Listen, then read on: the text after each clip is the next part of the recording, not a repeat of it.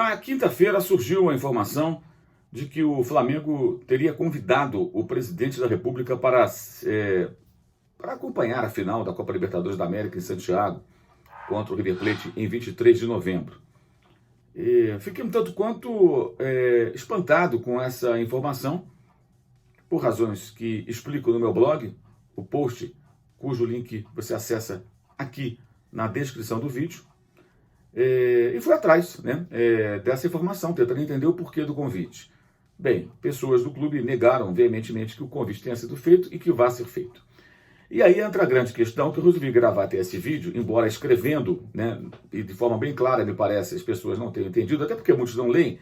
Eu pensei, vamos compartilhar a situação pelo vídeo, para ver se as pessoas conseguem, pelo menos assistindo, a entender a questão.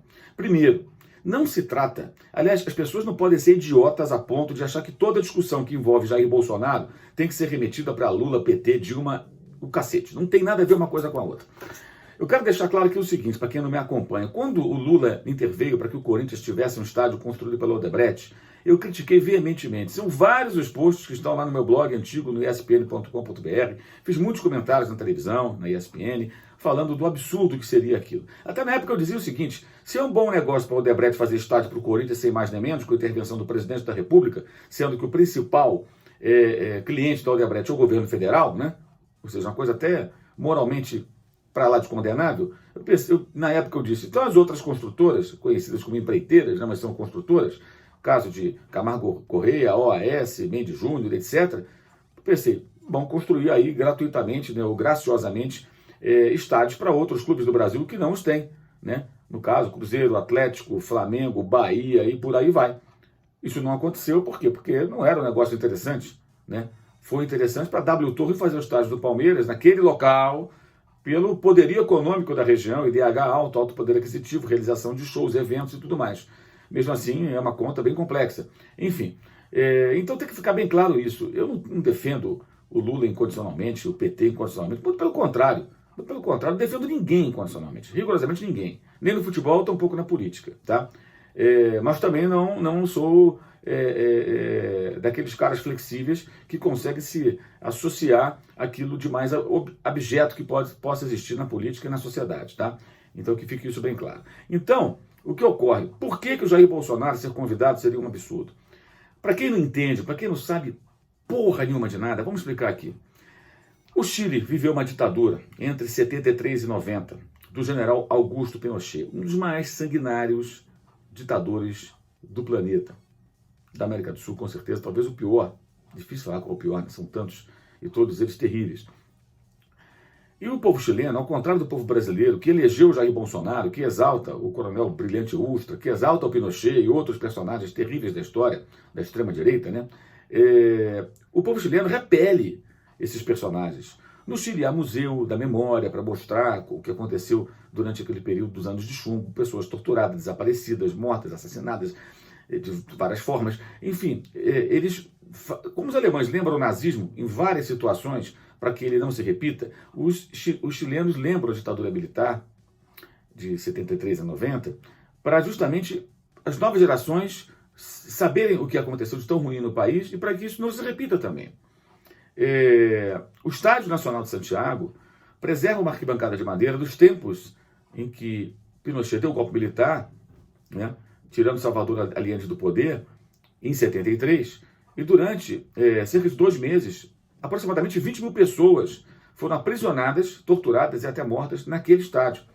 Então eles não demoliram o estádio para construir outro, eles deixaram uma arquibancada, um pedaço de madeira atrás do gol à esquerda, para lembrar o que aconteceu. Esse, gente, é o palco da final. Esse, gente, é o povo desse país que vai receber a primeira final em jogo único da Libertadores entre River Plate e Flamengo. Um povo que, em sua grande maioria, uma sociedade que, em sua ampla maioria, repele Pinochet e tudo que o associa. E aí o Flamengo, digamos, o Flamengo diz que não vai fazer. Era só o que faltava. O Flamengo ou qualquer clube brasileiro levaria, imagina que ideia de jirico, o Bolsonaro, que defende e elogia Pinochet, entre outros personagens desse naipe, como seu convidado, seria mais ou menos o seguinte: povo chileno, torçam pelo River Plate e detestem o Flamengo. Seria uma grande burrice, além de uma puxada de saco que não tem nada a ver, porque o Bolsonaro sequer tem relação com o Flamengo. O que também não tem que ter relação nenhuma com o Flamengo, ele é palmeirense, é o direito que ele tem. O general Médici, talvez o pior dos generais que passaram pelo poder enquanto o Brasil era governado pelos militares, ia ao Maracanã com o radinho de pilha. Em jogos do Flamengo, se dizia rubro-negro. Por acaso o Pinochet dizia que era Colo-Colo. Quer dizer, os caras sempre do lado dos times de maior torcida, né? No caso do Bolsonaro, não, porque já se sabia que ele era palmeirense, e o Palmeiras também tem uma grande torcida, um clube que tem sido vencedor. Então é legal associar o nome ao Flamengo, associar ao Palmeiras, ou seja, pegar uma carona, como fazem também políticos de esquerda. O Lula fez isso com o Corinthians várias vezes, e com outros clubes. Eu não estou aqui defendendo o Lula. Então não sejamos tolos, não sejamos ingênuos. Seria um absurdo levar o admirador do Pinochet como convidado, seria um insulto à maioria da sociedade do povo chileno, e seria uma burrice e uma agressão à história do Flamengo, porque em 81, gente, o Flamengo disputou a final da Libertadores em 3 jogos, venceu no Maracanã, perdeu para o Cobreloa no Chile, em Santiago, nesse estádio nacional, e ganhou o título derrotando essa equipe lá em Montevideo. O Cobreloa era uma boa equipe, competitiva, mas na época, como o Lúcio de Castro já explicou no episódio do Muito Mais do que Futebol, nosso podcast na Central 3, comigo, com o Lúcio, com o Leandro e a mim, o Lúcio explicou até algumas semanas. O episódio está lá, é fácil assistir, acessar e ouvir.